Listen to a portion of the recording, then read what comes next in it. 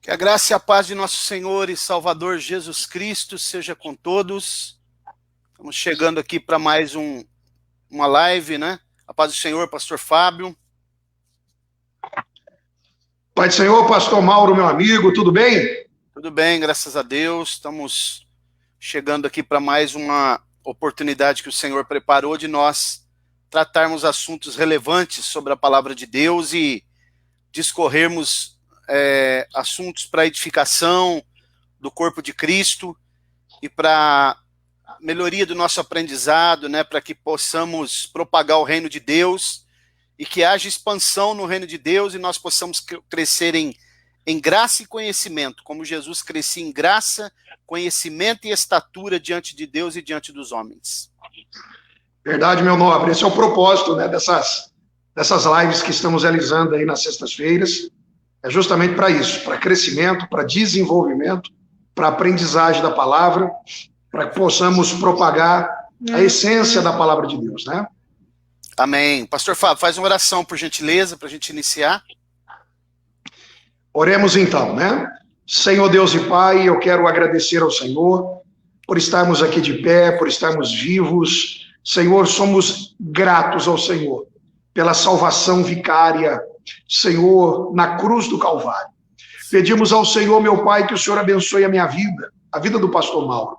Estamos aqui para compartilhar da sua palavra, para nos alegrar falando dela, para que pessoas possam ser, meu Pai, acrescidas no conhecimento e na graça de nosso Senhor e Salvador Jesus Cristo. Pai, te agradecemos nesse momento, em nome de Jesus. Amém.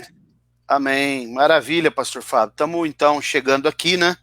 Eu acredito que a gente vai discorrer esse assunto hoje, né? Mais outros textos que eu preparei, eu acredito que você deve ter preparado alguns também, para a gente poder elencar aqui algumas coisas, né? Muito importante. Muitas pessoas, às vezes, aprenderam errado, foram ensinadas errados, outros não prestaram atenção no texto, nem leram, às vezes, né?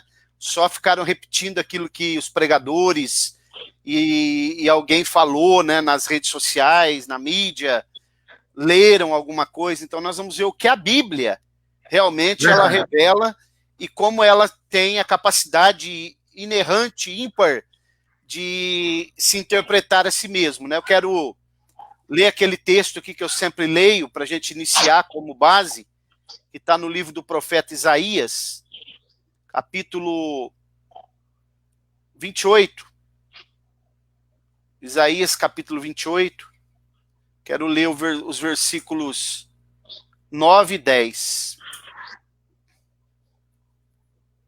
Glória a Deus. Vamos compartilhar aqui.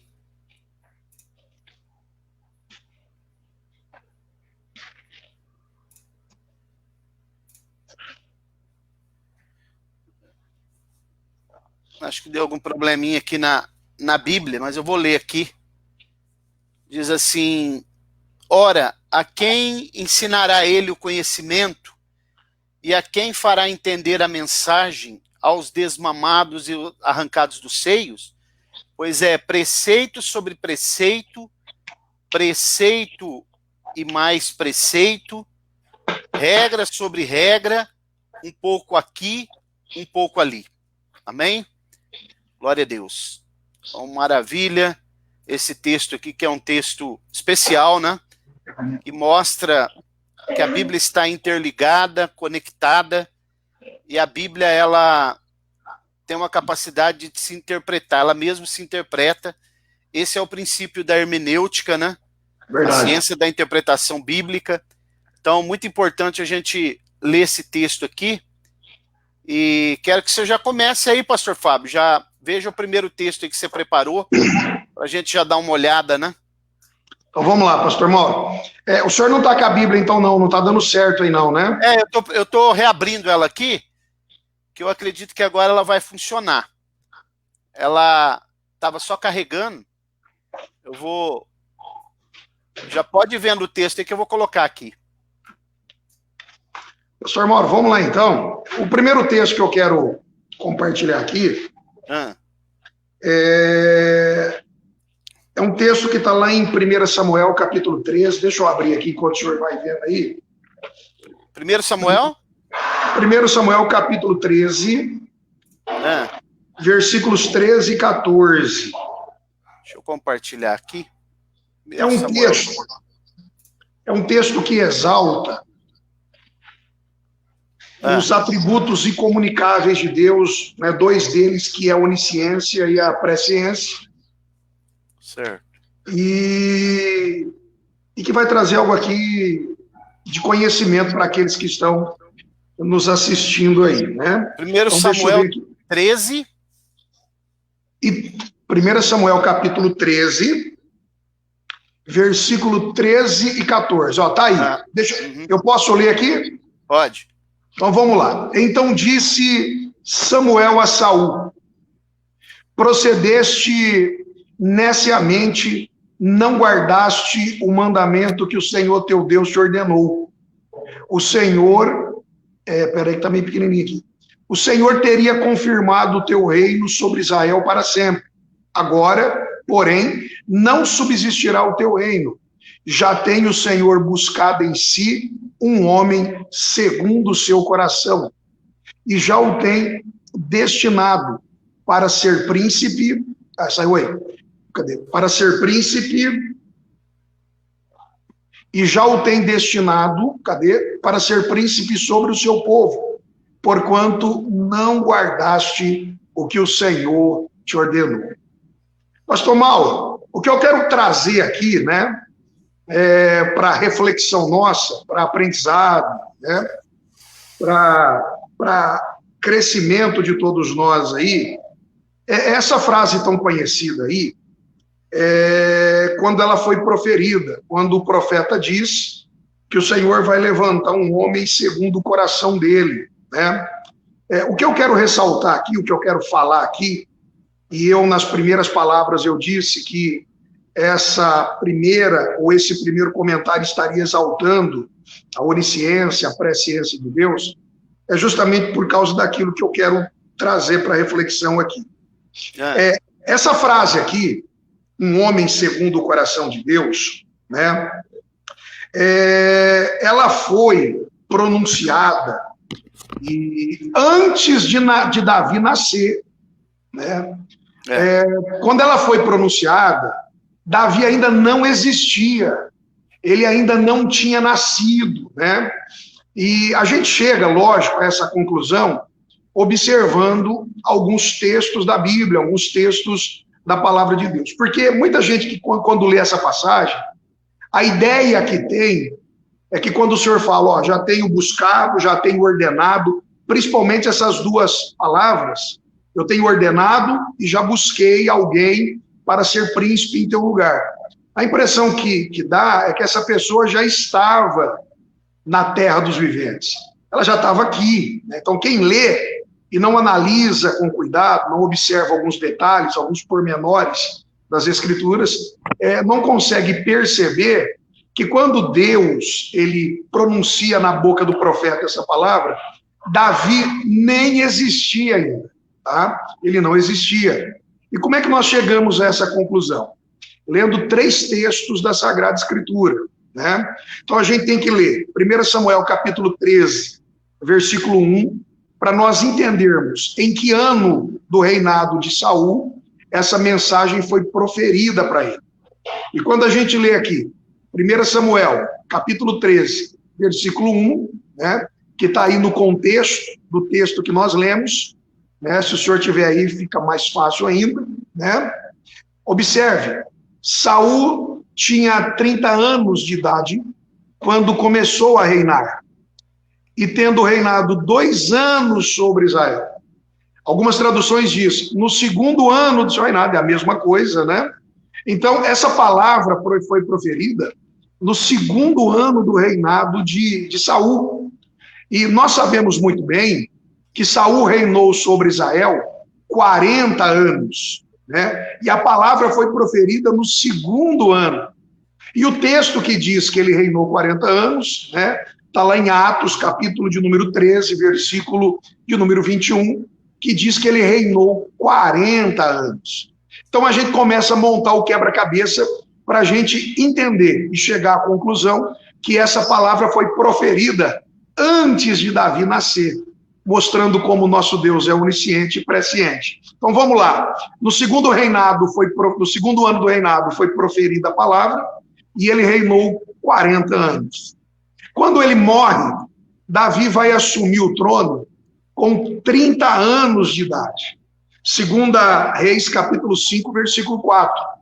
Davi tinha 30 anos quando assumiu o trono. Isso quer dizer que quando Davi, assumiu o trono com 30 anos e Saul morreu reinando 40 anos, é só nós fazermos aí uma conta de matemática, nós chegamos a uma data aproximada aí de que quando Davi nasceu, Saul já reinava em Israel por aproximadamente uma década. Ele reinava em Israel por cerca de 10 anos. Lembrando que essa palavra foi proferida no segundo ano do reinado.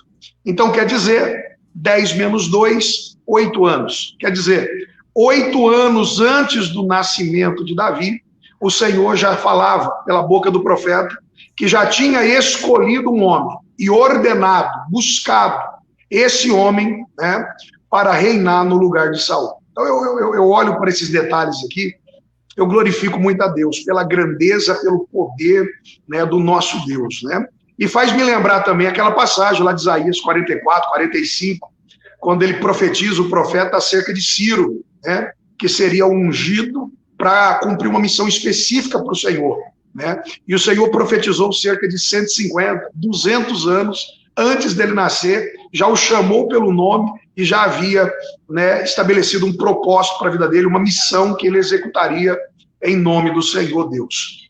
Então, pastor Mauro, essa era a primeira colocação, ressaltando aqui a onisciência de Deus, a presciência dele, quer dizer, Davi nem existia entre nós, nem tinha sido gerado no ventre da mãe dele, mas o Senhor já tinha ordenado e buscado, para que ele ocupasse e tivesse essa missão de ser rei no lugar de Saul, Então, essas coisas é gloriosa. Então, esse primeiro texto era para compartilhar a grandeza do nosso Deus e trazer essa informação que muito poucas pessoas sabem disso, que quando essa palavra foi proferida, ele ainda nem era nascido. E lá em Atos capítulo 13, versículo de número 22, nós vamos ver que o texto lá diz que ele era o homem segundo o coração de Deus, confirmando. Encontrei um homem, diz lá, segundo o meu coração. Justamente. E eu entendo também, que ser um homem segundo o coração de Deus é um homem que executa as ordens de Deus, que obedece o que Deus pede para fazer. Eu entendo dessa maneira também, diferentemente de Saul, que desobedeceu, que não obedecia, que não cumpria nada. Aquele que se levantaria agora era uma pessoa que obedeceria a Deus, aquilo que o Senhor pedia para fazer, E nós vemos que Davi foi exatamente uma pessoa assim, ele tinha o coração alinhado com o coração de Deus, Exatamente. E uma coisa interessante, quando você citou o caso de Ciro aí, só para a gente corroborar, que a crítica textual, eles querem colocar três autores para o livro de Isaías, Eles falam proto-Isaías, Isaías e Deutero-Isaías, porque eles dizem que, como ele profetiza sobre Ciro, que não daria tempo, não teria sido viável a cronologia, para que ele pudesse ter profetizado tão antes do nascimento de Ciro. A crítica textual coloca isso, Mas quando a gente vai ver a teologia ortodoxa, ela acredita que é um só autor de Isaías e que pela presciência de Deus e a sua onisciência, ele já vai vaticinar muito antes de Ciro nascer, Glória a Deus, justamente. E uma outra coisa importante também, que muito pouca gente fala, é que Davi foi chamado antes de Saul, Davi foi chamado por Deus antes de Saul. Os 3 primeiros reis de Israel, eles reinaram 40 anos, 40 anos. Saul, Davi e Salomão. Mas só que Davi foi chamado antes. Muita gente pensa que Saul foi chamado primeiro. Só que Saul foi instituído pelo povo, não por Deus, Então, quando Mical está lá na janela, que acontece todo aquele problema lá, que ela chama Davi de sem vergonha, O texto diz sem vergonha. Davi vai falar para ela, fala assim, eu fui chamado para ser príncipe sobre o povo, muito antes que o seu pai. Está escrito lá, né? Isso é muito interessante. Muito pouca gente fala sobre isso. Justamente. Traz ainda mais um acréscimo maior aí para aquilo que a gente está falando, né? Exatamente. Bom, pastor Fábio, me permita, então, eu vou trazer um texto aqui agora, né, que tem um pouco de polêmica, mas isso aí é normal, né? Eu pergunto agora para os irmãos, irmão João Jacinto, um abraço, né? Parece que tem pouca gente hoje na live aí com a gente, né? Mas eu pergunto, Jesus teria sido crucificado numa sexta-feira ou numa quinta-feira? Ixi. Pois é. Inclusive, a gente até tem chamada Sexta-feira Santa, né? Sexta-feira da Paixão. Quero ler um texto bem conhecido aqui, que você já conhece também, e muitos irmãos já leram, mas não prestaram atenção, talvez. No Evangelho de Jesus, segundo escreveu Mateus, no capítulo 12. Eu quero ler o versículo 40, que é muito conhecido, né? Que é aquela passagem que os judeus pediram um sinal para Jesus, né? E eles pediram um sinal para Jesus, no versículo 40, diz assim: pois como Jonas esteve 3 dias e 3 noites no ventre do grande peixe, assim estará o Filho do Homem 3 dias e 3 noites no seio da terra. Então aqui, pastor Fábio, esse texto, ele é muito debatido e até os críticos da Bíblia também utilizam muito ele para dizer que não bate a cronologia se Jesus teria sido crucificado na sexta-feira, às 9 da manhã, terceira hora que a Bíblia fala. Meio-dia, que é a hora sexta, houve trevas. E às 15 horas, que a Bíblia chama de hora nona, que era dividida em períodos, né, era dividido em vigílias da noite, também em períodos, e justamente inicia-se o novo dia no pôr do sol, né, para o judeu. Se a gente for fazer uma conta muito simples aqui, se Jesus ressuscita na manhã do primeiro dia da semana, que é o domingo, então não daria, ou não vai bater 3 dias e 3 noites. Teria Jesus errado aqui na cronologia, pastor Fábio? Eu acredito que não, né? Pois é. Então, para a gente entender isso, a gente precisa prestar muita atenção, porque a Bíblia em nenhum momento ela diz que Jesus teria sido crucificado numa sexta. A Bíblia não diz isso. O que a Bíblia diz é que era véspera do sábado. Então nós vamos dar uma olhadinha, se é véspera do sábado, ora, então é sexta. Teoricamente, né? Vamos dar uma olhadinha em Marcos 15:42, para a gente entender isso melhor. Vamos lá.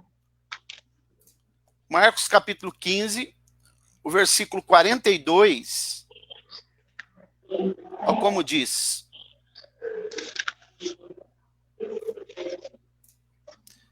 Diz assim, ó: ao cair da tarde, como era o dia da preparação, isto é, a véspera do sábado. Percebeu? O dia antes do sábado, do Shabat, exatamente. Então aqui tudo indica que é uma sexta, né? Teoricamente sim. Vamos ver o que Lucas fala em Lucas 23:54. Que é interessante a gente ler também. Lucas capítulo 23, o versículo 54.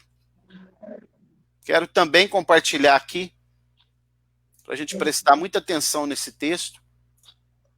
Diz assim, ó: e era o dia da preparação, ia começar o sábado, né? O Shabat. Perfeito. Então observe isso daqui. E depois João vai dizer o seguinte, em João 19:31, que eu quero ler aqui também, a Bíblia vai dizer que era grande aquele dia de sábado, né? João 19:31.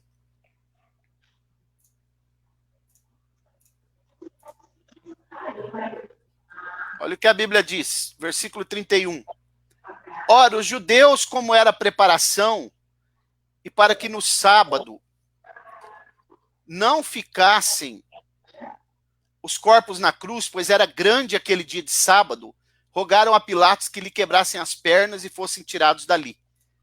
Então, você observa aqui, pastor Fábio, os textos que nós lemos, que em nenhum momento a Bíblia está dizendo que é sexta, estava dizendo véspera do sábado. Shabat. Então, o do Shabat. Então, o que acontece aqui? Nós sabemos que existe pelo menos 4 tipos de sábados na Bíblia. Os principais eram o semanal e o anual. No semanal descansava o homem, no anual descansava a terra, que é relacionado com festas também anuais, né? E o Shabat anual, ele poderia cair qualquer dia da semana, não especificamente no 7º dia. Nesse dia especificamente aqui, ele caiu numa sexta. Quando a Bíblia diz véspera do sábado, preparação porque era grande o dia de sábado, é porque era um sábado duplo. A sexta também era um sábado. E isso era possível? Possível, podia cair em qualquer dia da semana. Quer dizer, poderia ser sexta e sábado, teria 2 dias de descanso. Esse dia que caiu o sábado, o Shabat anual, caiu na sexta. Então, Jesus ele é crucificado não na sexta, na véspera do sábado, que é a quinta-feira. Porque aí nós teríamos Jesus sendo crucificado às 15 horas, às 9 horas, 15 horas ele morre. Então existe uma coisa dentro da cronologia dos judeus também chamada contagem insersiva. Por exemplo, das 15 até o pôr do sol, eles consideram como um dia. Então Jesus teria ficado quinta-feira, das 15 horas ao pôr do sol, um dia, na quinta, e uma noite. Sexta-feira, um dia e uma noite, então seria 2 dias e uma noite. Sábado, um dia e uma noite, 3 dias e 3 noites, ressuscitando no domingo de manhã, o primeiro dia da semana. Aí vai bater o texto de Mateus 12:40. Agora, como que eu sei disso? Uma coisa que as pessoas confundem muito, pastor Fábio, é que eles pensam que Jesus comeu a Páscoa. Mas Jesus não comeu a Páscoa, ele comeu a ceia. Porque Paulo, em 1 Coríntios 5:7, diz que Jesus é a própria Páscoa. Ele é a Páscoa. Então, como que a gente sabe que Jesus não comeu? O que ele comeu, ele instituiu a ceia. A ceia não é a Páscoa. Então, vamos ver que Jesus não comeu essa Páscoa? Vamos lá. Vamos ler um texto que está em João 18:28. Só para a gente entender bem isso daí, que não houve tempo. Jesus falou assim, muito desejei comer convosco essa Páscoa. Ele desejou, mas não comeu. Em João capítulo 18, e o versículo 28,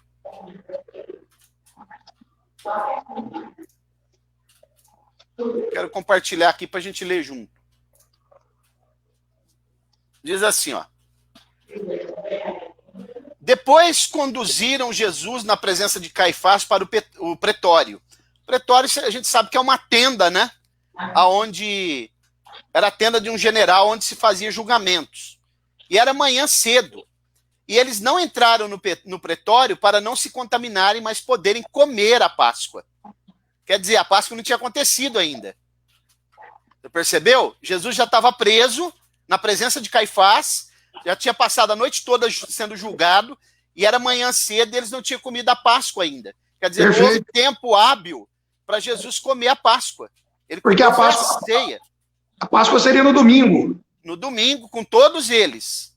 E normalmente a Páscoa você vai comer a carne, vai comer as ervas amargas, e é óbvio que Jesus não comeu, ele comeu o pão e o vinho, instituindo a ceia, é isso, né? Exatamente, porque ele institui a ceia, não é a Páscoa.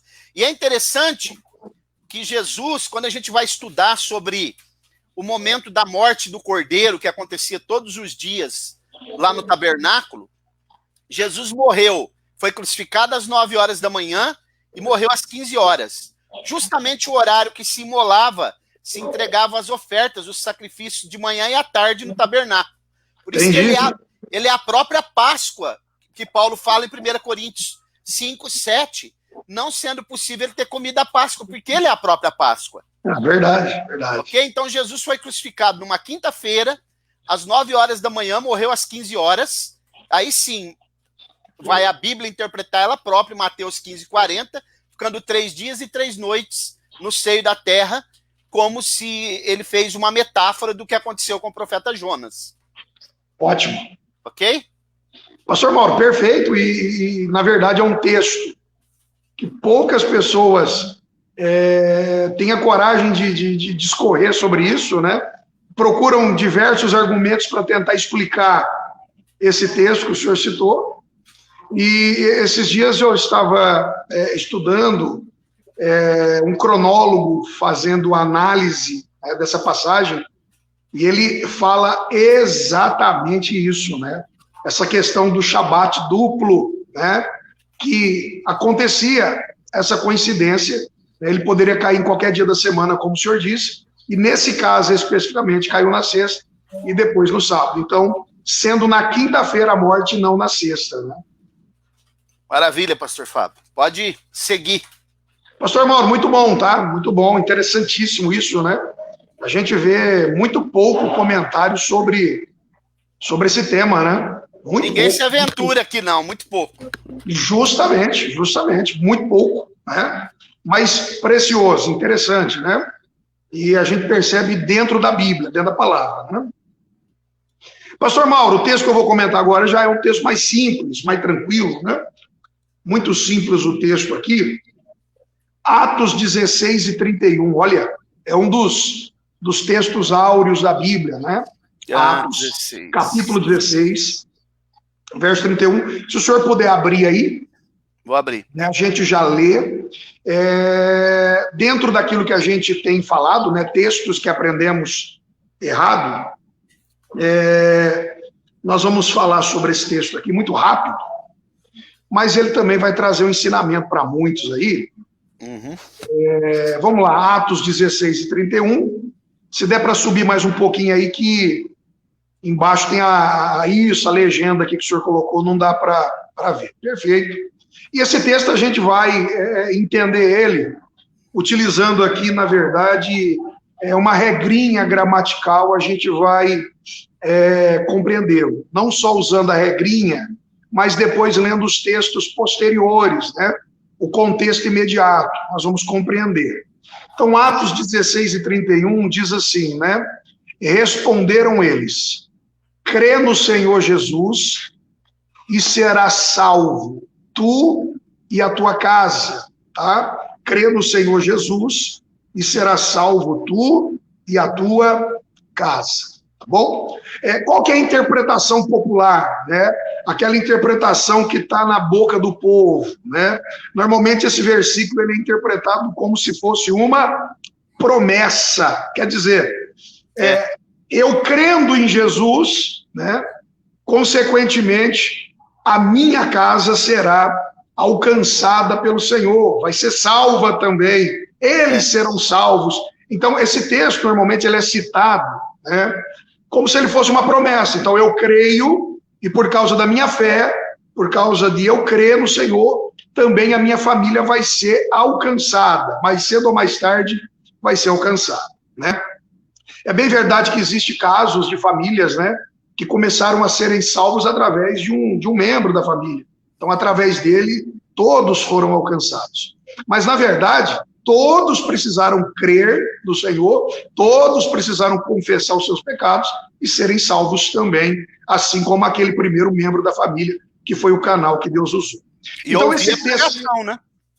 Hã? E ouvir a pregação da palavra. E ouvir a pregação, que daqui a pouco nós já vamos citar o texto na sequência aí, que é a continuação. Então, esse texto aqui não é uma promessa, né? Esse texto, na verdade, aqui, nós vamos observar que é uma orientação. Agora, vamos analisar primeiro o texto aqui. Nós vamos usar aqui uma regra gramatical, que é quando inverte a grafia, tá? Inverte a grafia sem mudar absolutamente nada. Apenas uma inversão na grafia. Ó, o texto está escrito assim: crê no Senhor Jesus, aí tem uma preposição, e. Crê no Senhor Jesus e, preposição, será salvo, vírgula, tu e a tua casa. O que seria a inversão da grafia, que é uma regra muito utilizada para a compreensão do texto? É só nós invertermos e lermos o texto assim: tu e a tua casa, vírgula, crê no Senhor Jesus e será salvo. Observe que com a inversão da grafia, o texto ele dá uma clareada.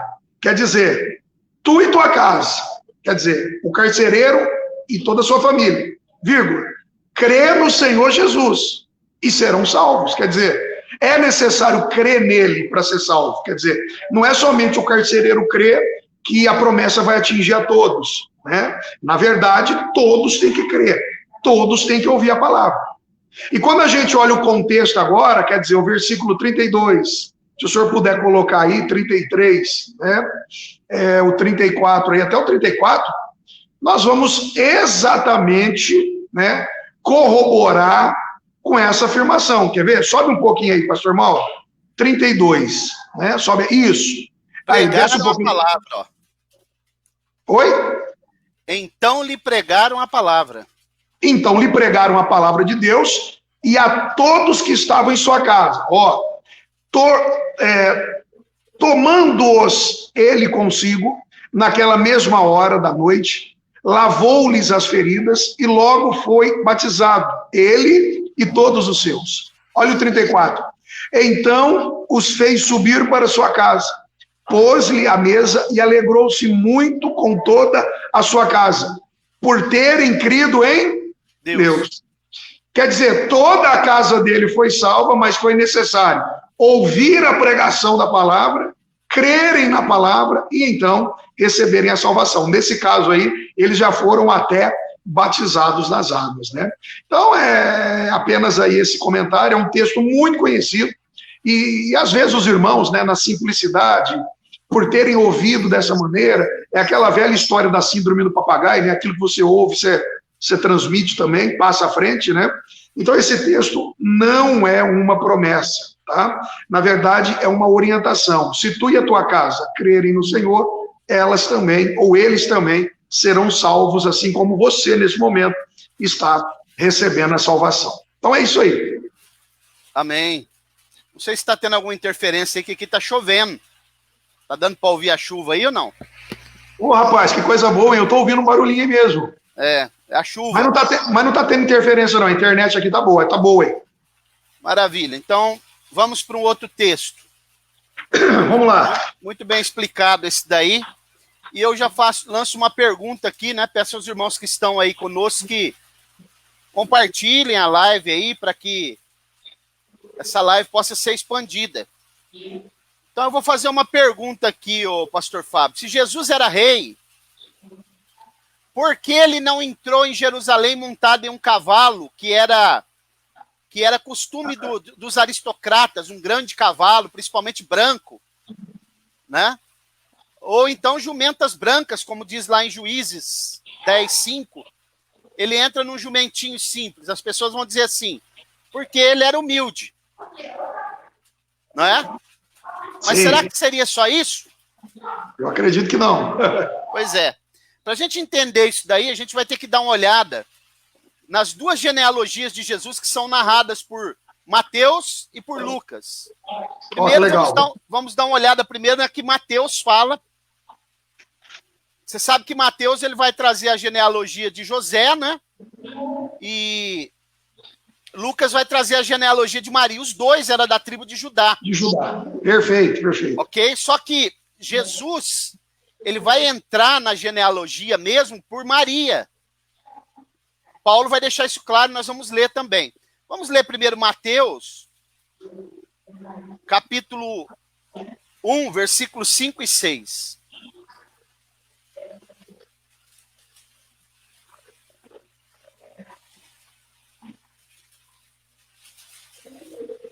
Olha como diz aqui, ó. Mateus capítulo 1, versículos 5 e 6. A Salmão nasceu de Raabe Boaz, Boaz nasceu de Ruth, a Obed nasceu Jessé. E a Jessé nasceu o rei Davi. Observe essa primeira palavra, rei Davi. Nasceu Salomão, a Davi nasceu Salomão, de que fora a mulher de Urias.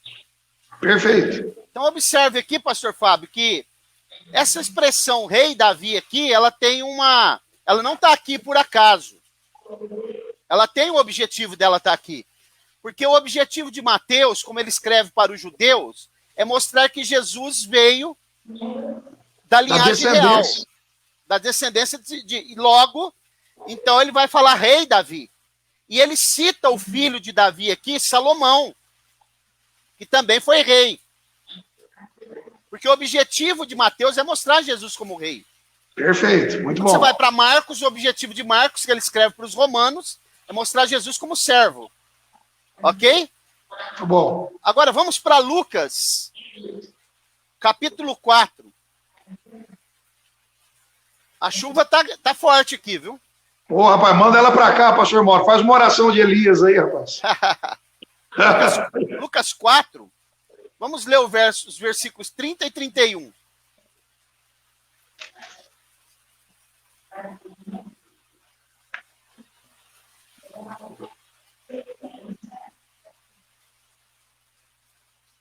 Olha que interessante, ó.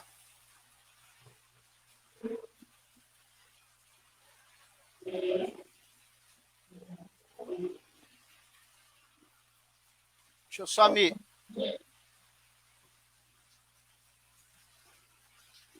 Pastor Mauro, Lucas 2. O senhor acabou citando um negócio interessante agora. Eu não sei como é que está nessa tradução aí. O senhor acabou citando um texto que eu li aqui, que corrobora com aquele duplo Shabá. Se o senhor puder pular rapidinho em Lucas 4 e 31, né? Eu não sei como é que está nessa versão, eu estou lendo na King James aqui, depois o senhor volta lá, mas que, pelo que eu li aqui, dá uma corroborada com aquela questão do Shabá duplo. Então desceu... Não, aqui, olha como é que tá, aí não, aí tá diferente. Lê aí, então. Olha o que está escrito aqui na King James Fiel. E desceu a Cafarnaum, uma cidade da Galileia, e os ensinava nos dias do Shabá. Duplo, tá? Quer dizer, tá no plural. Nos dias do Shabá, aqui na King James Fiel. Não sei, né? Depois tem que dar uma verificada aqui no original. Mas tá nos dias do Shabá. Quer dizer, tá falando de mais de um dia do Shabá, nos dias, né? Não sei. Não, aí, o que eu entendo aqui é o seguinte, é que ele está dizendo que Jesus foi vários sábados lá ensinar. Ah, entendi. Não que necessariamente seja o Shabá duplo. Ele ensinava nos dias de sábado, tá? Exatamente. Mas o que eu quero achar aqui é a genealogia de Jesus, que está no, eu acho que é o capítulo 3. Deixa eu ver aqui. Capítulo 3. Então, vamos ver. O versículo 30 e 31 diz assim, ó. Vamos compartilhar aqui. Levi de Simeão, Simeão de Judá, Judá de José, José de Jonã, Jonã de Eliaquim, Eliaquim de Meleá, Meleá de Mená, Mená de Matatá, Matatá de Natã e Natã de Davi. Você percebeu que ele não citou rei Davi aqui? Perfeito, só foi Davi. Por quê? Porque aqui o objetivo não é mostrar Jesus como rei. Agora, observem que o filho de Davi, citado em Mateus, é o rei Salomão. E aqui não. Natã não foi rei, aqui é Natã. Por que ele está fazendo isso? Porque ao entrar em Jerusalém montado num jumentinho, ao invés de Jesus entrar pela linhagem real, que seria de Salomão, ele entra pela linhagem de Natã. E quando a gente lê, porque ele vai entrar pela linhagem, vamos ler Romanos, capítulo 1. Porque ele é contado pela linhagem de Maria. Romanos 1.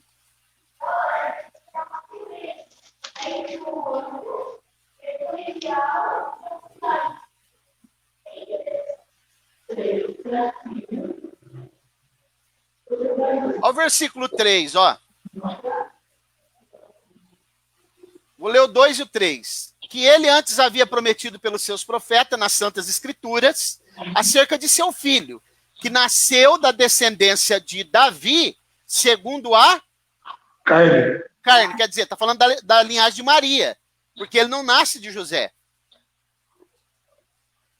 Perfeito. Ok? Agora, se ele nasce, ele entra pela linhagem de Maria, só que Lucas está citando a linhagem de José e não a linhagem de Maria. Quem cita de Maria é Mateus. Como explicar isso? Por que que ele entra no jumentinho? Porque, segundo o que a gente entende, na história, Salomão, ele era criador de cavalos. Sim. Inclusive, ele extrapolou isso, porque havia uma lei lá na Torá que o rei não poderia acumular cavalos, ostentar cavalos. Salomão quebrou essa lei, esse preceito. Ele tinha um aras quase. Tinha um aras com muitos animais que vinha da Cilícia e do Egito, né?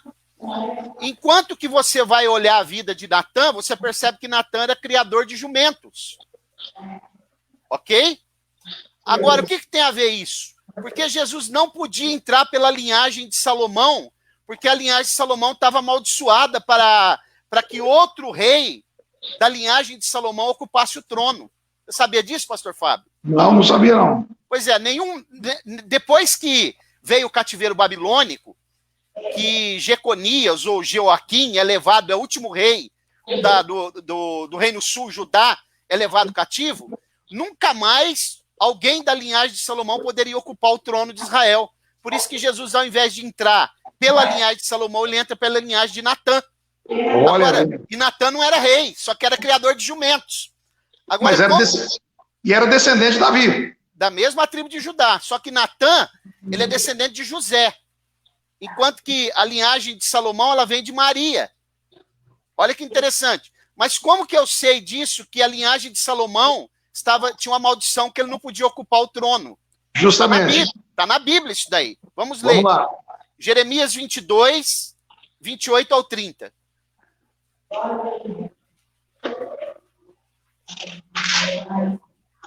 Quer dizer, ela se findaria ali no cativeiro. É, porque ele não podia mais.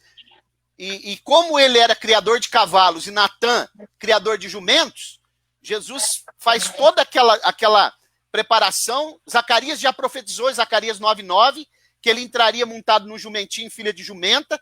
No capítulo 49 do Gênesis, já está profetizado que ele entraria num jumentinho, quando Jacó dá as bênçãos para os seus filhos, né?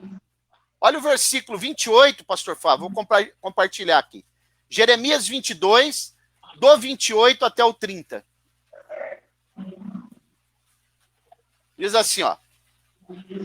Este homem Conias, quem que é esse Conias? É o Jeconias, o rei Joaquim.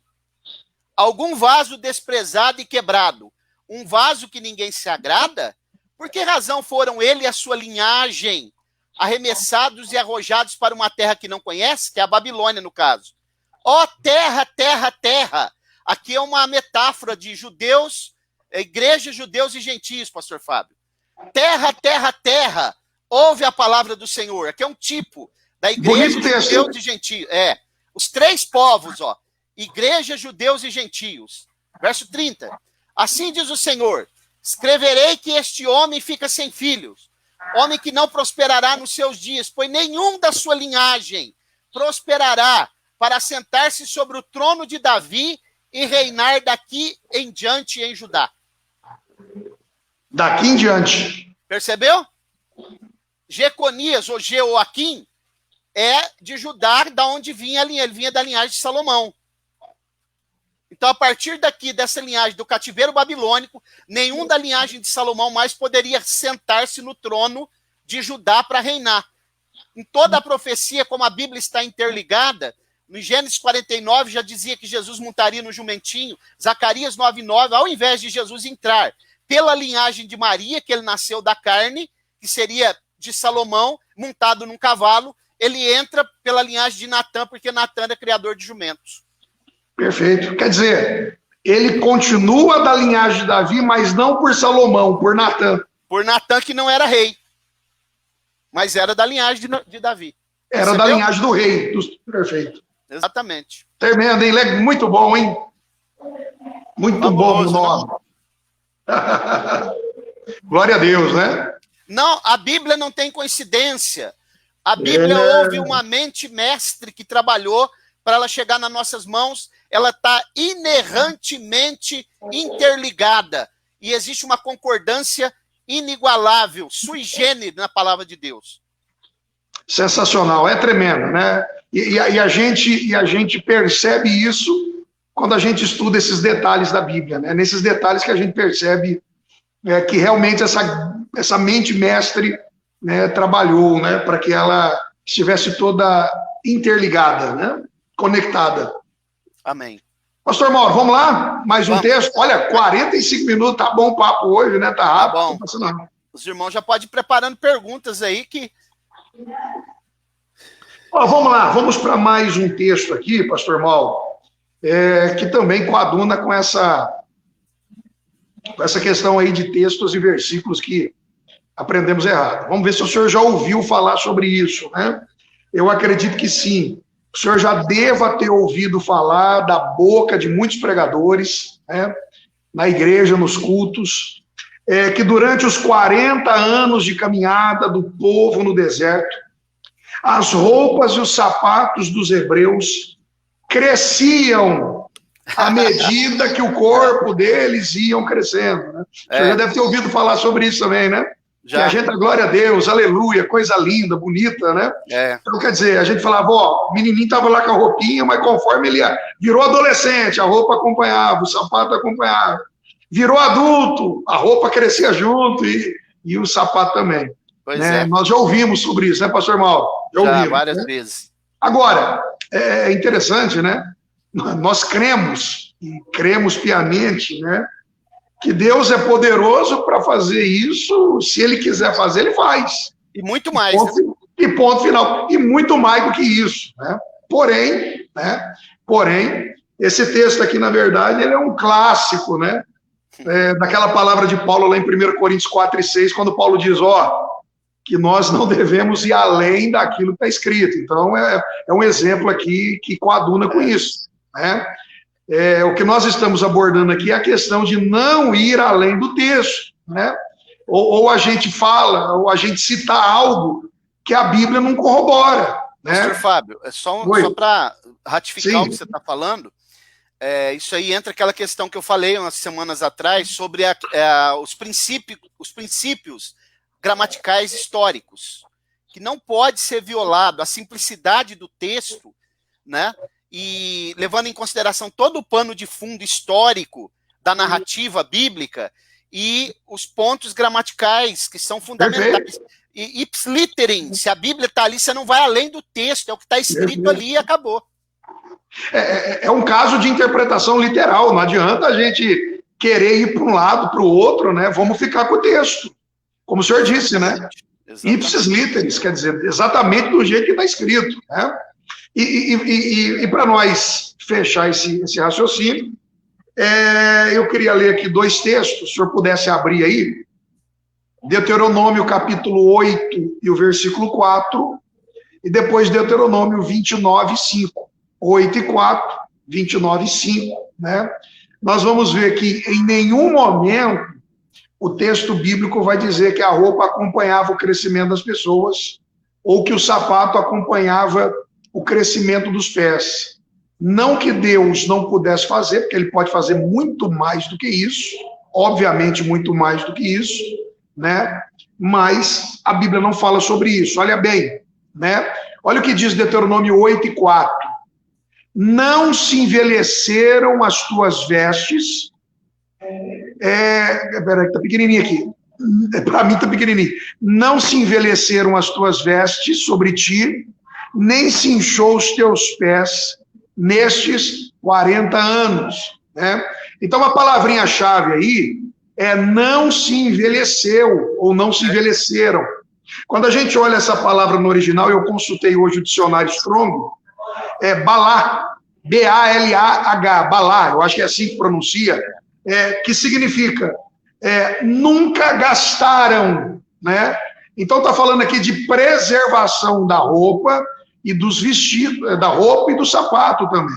Mas em nenhum momento está falando que as roupas e os sapatos acompanhavam o crescimento do corpo, né? Está dizendo que enquanto a pessoa usou durante a caminhada, não gastaram-se. Mas é óbvio que uma criança, quando ela adquiria, ela tinha que pegar uma roupa maior, um sapato maior, para que ela pudesse usar. Chegando na fase adulta, da mesma forma. Porém, enquanto eles usaram, né, não gastaram as roupas e nem os sapatos. Somente para corroborar, vamos lá, Deuteronômio capítulo 29, o verso 5. Está aí, 29, e o verso 5. E a gente já ouviu, né, muitos pregadores falarem isso, né, pastor Mauro? É. E durante essas lives que nós temos feito aqui, nós temos citado muitas coisas que os pregadores falaram, né? Pois e a é. gente sabe que os crentes gostam disso, né? Como a gente diz, a mensagem fica mais hollywoodiana, né? Mais bonita, mais folheada. Cheia de pirotecnia. Mas eu vejo isso daí com preocupação. Eu vejo que isso daí, com todo o respeito, mas isso daí é uma ignorância muito grande do povo pentecostal de não conferir o que diz no texto como os bereanos faziam. Ah, justamente. Entendeu? Isso aí não é bom, isso é ruim. É igual aquela questão que a gente ouvia muito, que Jesus desceu, tomou a chave da morte, mandou o diabo estender a cabeça, e aí o povo dando glória a Deus, e toda aquela... Esfregou o focinho dele no chão. Toda aquela encenação, pessoas que dizem que tem já pessoas no inferno, nós sabemos que o inferno não está inaugurado, e os crentes pentecostais, e principalmente neopentecostais, ficam glorificando e gostam desse tipo de coisa, mas isso aí é muito ruim, isso daí mostra o analfabetismo bíblico que está no meio do povo pentecostal. Perfeito, pastor Mauro. E olha que a gente está amadurecendo, está desenvolvendo. Quer dizer, isso antigamente era muito maior, né, pastor Mauro? Muito mais. Quantas mensagens eu ouvi, essa questão que o senhor citou da chave aí, de tomar a chave, pisar no focinho, esfregar o focinho, sair voando, e tanta coisa a gente já ouviu, né? E naquela época a gente, meu Deus, na inocência, né? As pessoas, né, ficavam eufóricas, né, glorificavam a Deus, a gente compreende. Mas o senhor disse uma coisa, é verdade, era uma falta de conhecimento, né? Até de desrespeito com o texto, com as escrituras, né? Porque eu vejo isso uma responsabilidade. O povo está ali para aprender. O povo está ali para ser ensinado. Para mim, o grande erro era dos mestres, dos pastores, daqueles que ensinavam a palavra. Eram eles que tinham que ver essas coisas e ensinar o povo, né? Não é verdade, pastor? Com certeza. E o povo conferir como os bereanos faziam. Também, é responsabilidade do povo também, verdade, porque Atos capítulo 17 diz que o pregador pregava, mas o povo conferia, né? Exatamente. Conferia. Pastor, só para nós fechar o versículo 5 aí, ó. 40 anos vos fiz andar pelo deserto. Se eu olho a palavra envelheceu de novo, é a mesma palavra aqui, balá, né? Não se envelheceu sobre vós a vossa roupa, nem o sapato do vosso pé. Então, na verdade, né, os sapatos e as roupas não gastaram, né? Não quer dizer que elas cresciam conforme o tamanho do corpo das pessoas. Ok? Bem tranquilo. Né? Maravilha. Muito bem explicado. Um abraço ao nosso irmão Rodrigo. Deus abençoe. Ana Lúcia, pastor João Donizete, todos os irmãos que estão aí sintonizados. Maravilha. Pastor Fábio, para fechar, né? E aí depois a gente já vai fazer as considerações por causa do horário já, justamente. E abrir algumas perguntas. Deixa eu fazer uma pergunta aqui. Quem é o maior no reino de Deus ou dos céus?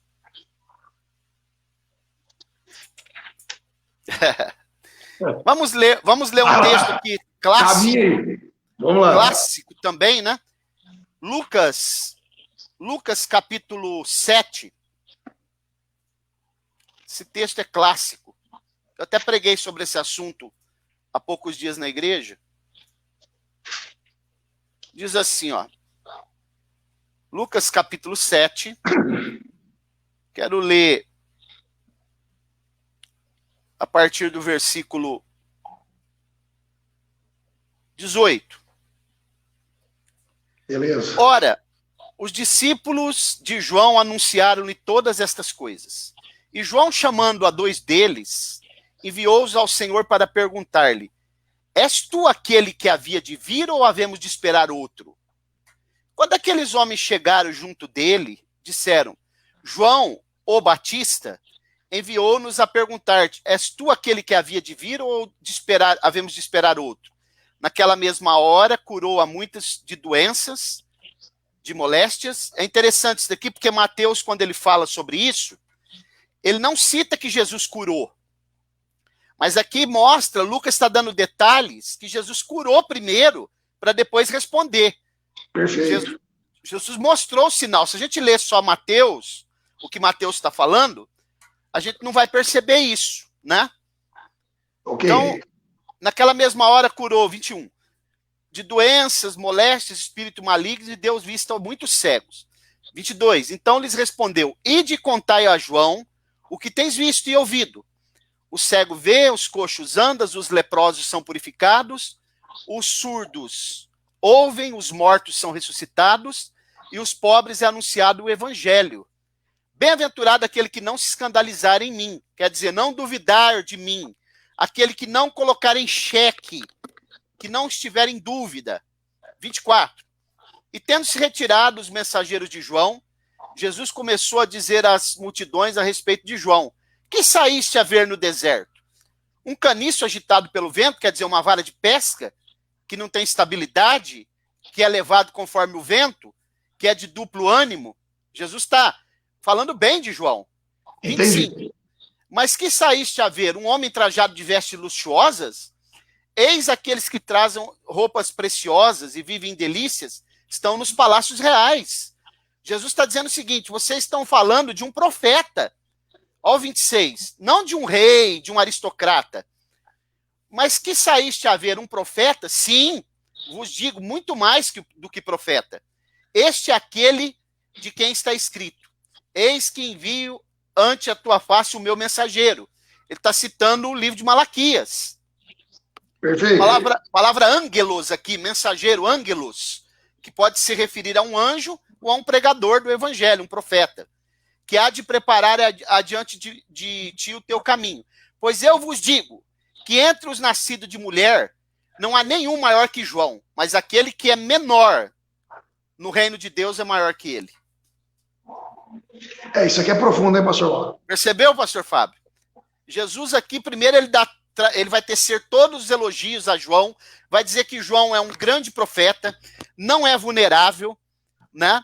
O que está acontecendo com João aqui, na verdade, é o que acontece conosco em todos os momentos.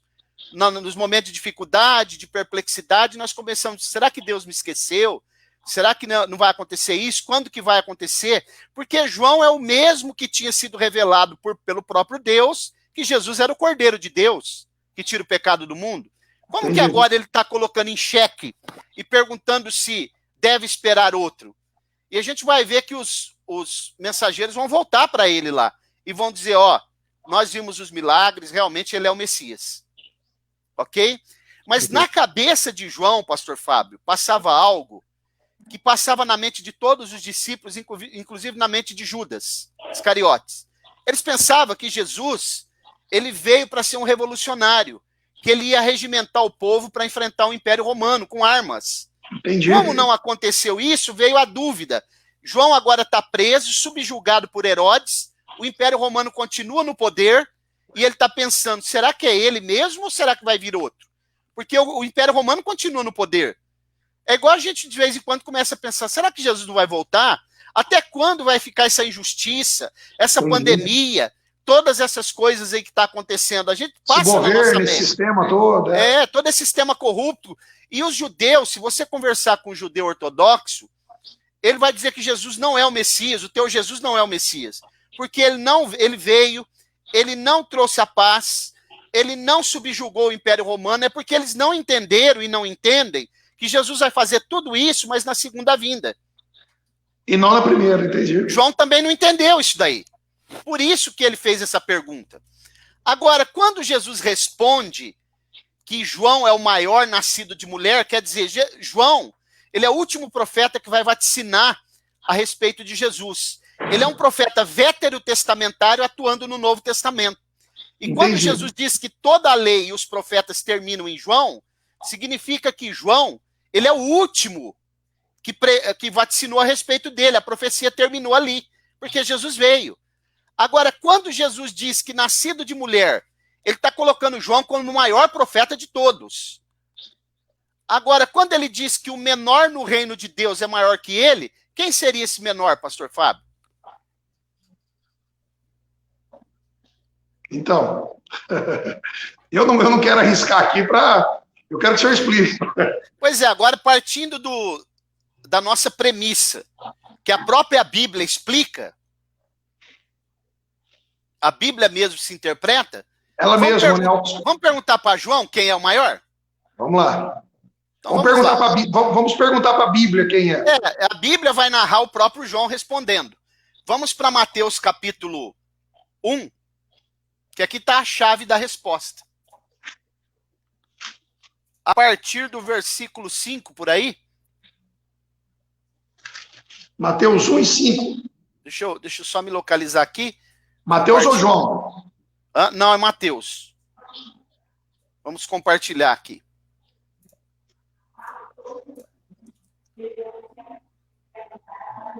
É Mateus capítulo 3.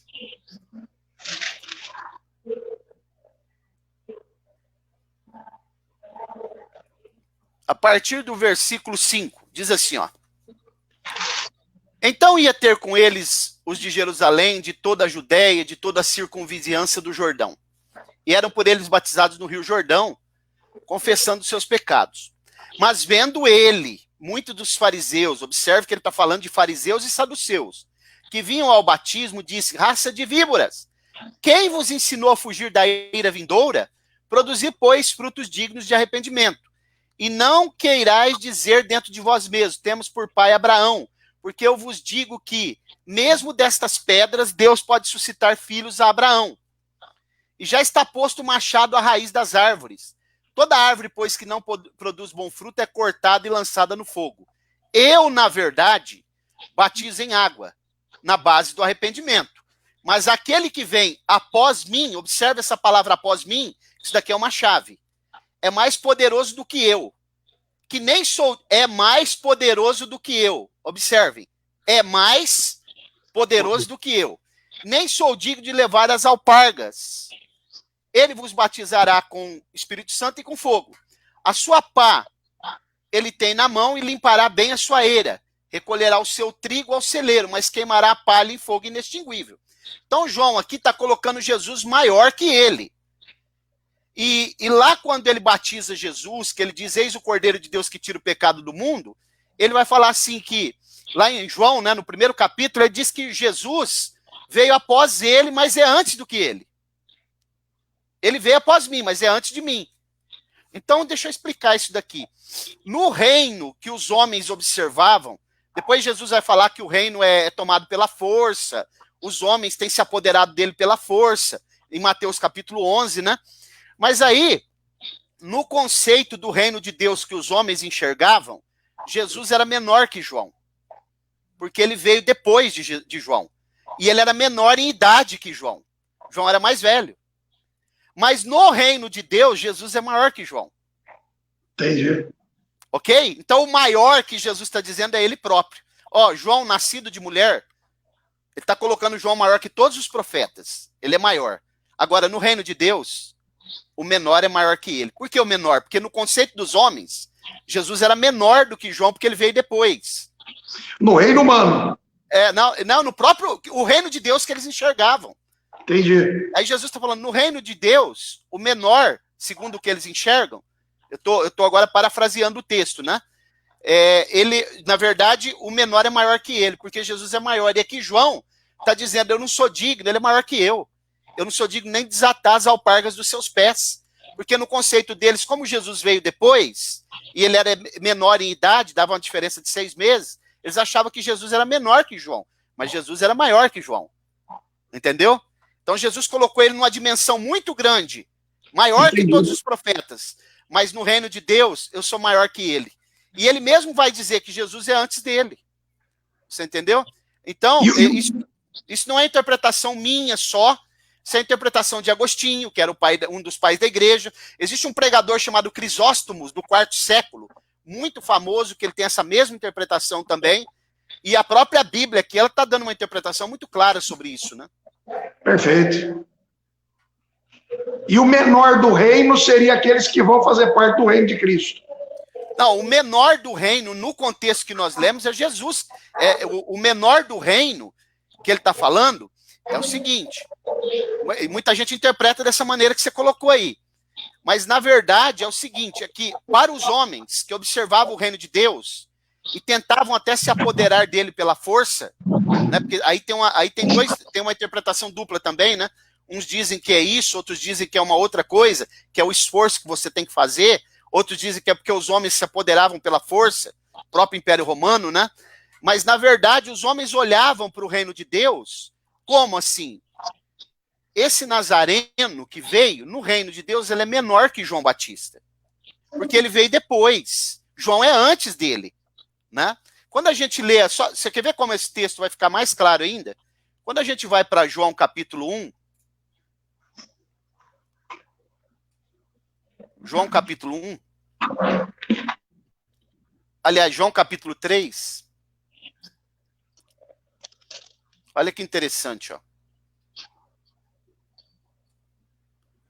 Vou compartilhar aqui para a gente ver.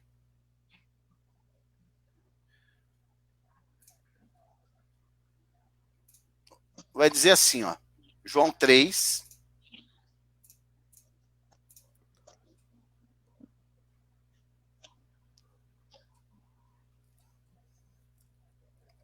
vamos ver se é esse mesmo.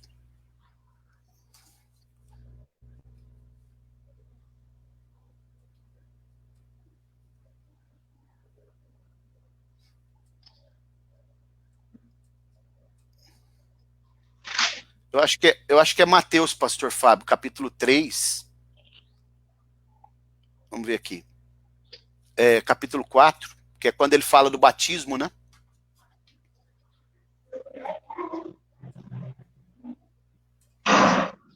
João 4, o senhor está falando. Mateus, eu acho que é Mateus capítulo 4, quando ele fala do batismo, que ele vai falar essa questão de antes dele. Ah, tá.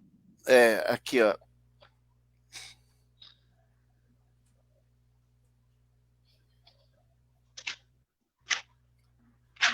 Acho que é o capítulo 3 de Mateus aqui, só para a gente fechar esse assunto aqui. Naqueles dias, ao versículo 1, apareceu João Batista pregando no deserto da Judéia: arrependei-vos porque é chegado o reino de Deus, porque é anunciado pelo profeta Isaías, tal, né? Aí ele vai dizer assim, ó, 7, vendo eles, muitos dos fariseus e tal, produzir digno de arrependimento, a sua pá, né? Aí ele vai dizer assim, ó, eu, na verdade, batizo com água. Esse texto é o que nós lemos. Eu estou procurando. Você lembra aquele texto? É João, no capítulo 1, lá que fala, ele é antes de mim? Ou é João, capítulo 3? De cabeça também eu não estou lembrando. Eu acho que é João, capítulo 3, para a gente entender melhor essa questão aqui, ó. Deixa eu ver se é João, capítulo 3. Que ele vai dar testemunho, né? Entendi. Acho que é João capítulo 3. Depois disso, Jesus foi ter com seus discípulos, onde demorou com eles e batizava. Ora, João também estava batizando. João ainda...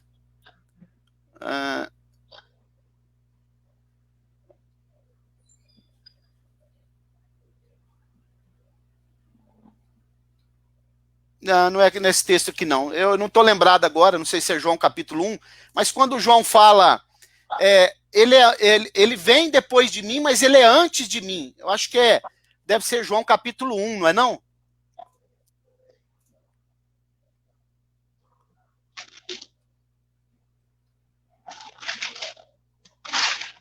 Agora tem que procurar aqui, mas a gente compreendeu o texto, pastor. Depois a gente coloca aí no comentário alguma coisa. Pois então esse texto diz o seguinte, né? Quando ele diz que ele é antes dele, aqui, ó, o pastor Fábio, é João capítulo 1 mesmo, é o versículo 26, ó. 15, olha 15. É o 15, né? Olha o 15 aí. É isso mesmo. João deu testemunho dele e clamou: este é aquele a quem disse, o que vem depois de mim, mas é antes de mim, ou passou adiante de mim, porque antes de mim ele já existia.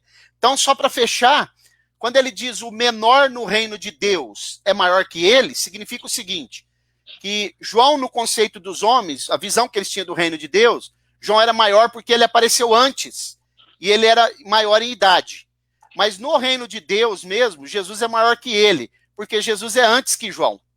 Entendi, perfeito. Entendeu? Então é isso aí, o menor no reino de Deus que ele diz lá, que é maior que João, é o próprio Jesus. Ok? Perfeito, pastor. Maravilha, eu acredito que se os irmãos não tiverem algum comentário, alguma pergunta, a gente já pode fazer as considerações finais. Você já pode fazer aí.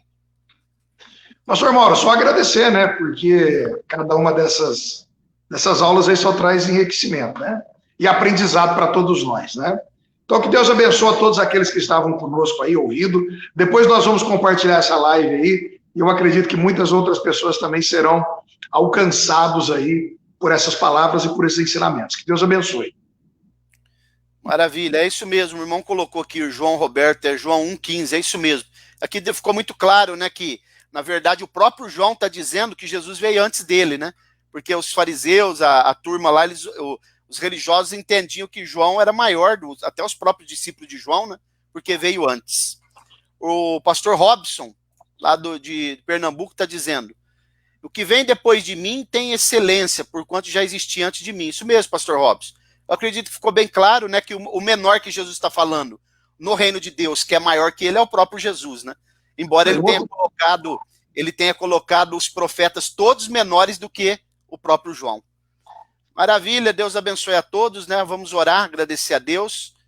Eu acredito que agora a gente pode, a próxima sexta-feira, mudar o tema, né? Eu também acho. Tema. Maravilha, vamos orar. Soberano e eterno Deus, no nome de Jesus, nós te louvamos e te agradecemos por esta noite. Mais uma oportunidade ímpar de te louvar e também tratar sobre assuntos da tua palavra. Que o Senhor possa nos despedir em paz, nos dar uma boa noite, abençoar cada um dos irmãos, das famílias que participaram, pastor Fábio, a sua família, a igreja, também a nós aqui, a minha família, a igreja, Senhor, que o Senhor continue nos sustentando e nos abençoando. Fica conosco, no nome de Jesus, nós pedimos todas essas bênçãos e te agradecemos. Amém. Amém. Glória a Deus. Maravilha. Deus abençoe, pastor Fábio. Até uma próxima, se o Senhor permitir. Amém. Glória a Deus.